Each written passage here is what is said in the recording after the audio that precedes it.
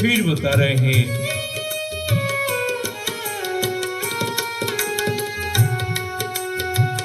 अमित कोटि जुग कलपलो राखे उरजन माही।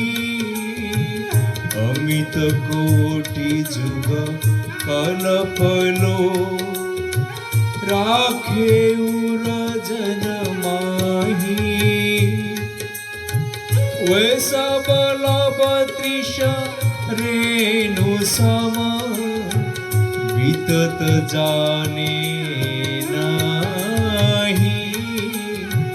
वैसा बलब त्रिश रेणु सम बीतत जाने नाही।